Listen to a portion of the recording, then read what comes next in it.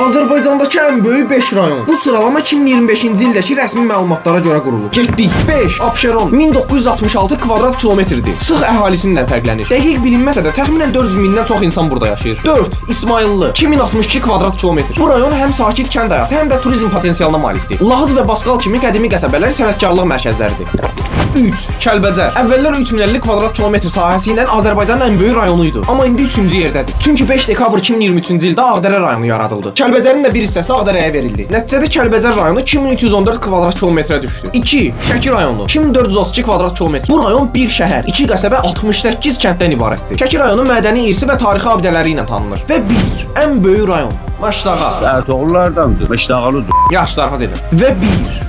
Ən böyük rayon Quba rayonu. 2610 kvadrat kilometr ərazisi ilə Azərbaycanın ən böyük rayonudur. Bu rayon alma bağları və kənd təsərrüfatı ilə məşhurdur. Yaxşı, bəs siz harda yaşayırsınız? Şərhdə qeyd eləyin görək ən çox hardan izləyirlər.